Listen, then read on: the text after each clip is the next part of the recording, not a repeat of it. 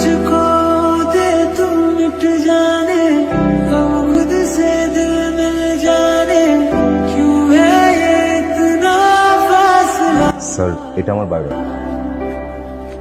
लम्हे ये फिर ना তোমার মা বাবা কোথায় থাকেন? কানাডায় তুমি মা বাবার সাথে থাকো না?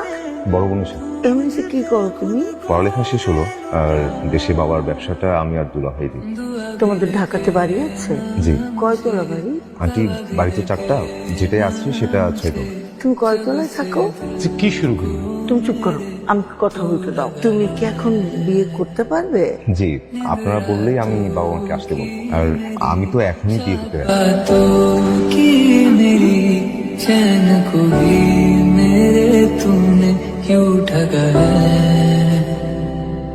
जब सांसें भरूं मैं बंद আমি কিন্তু পাত্র হিসেবে অতটাও মন নেই, কিন্তু এভাবে হয় না মিস্টার জসিম বন্ড। কিন্তু আমি কি করেছি সব তো আপনার কথাতেই হলো। আমি কি জানতাম আপনি আর এই বিয়েটা কিসের? আমি তো আপনাকে ঠিক মতো চিনিই না। আমরা না হয় ধীরে ধীরে আমাদের চিনে নিলাম। না হবে না, আপনি আমার সামনে থেকে ভাগেন, যান।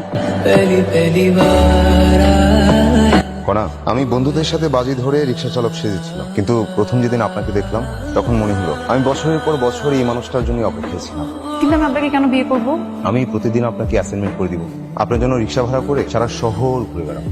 আপনি প্যাসেঞ্জার, আমি ড্রাইভার, এটা আমার জন্য যে কেউই করবে। কিন্তু সবাই জসিম বন না। আমি জসিম বন।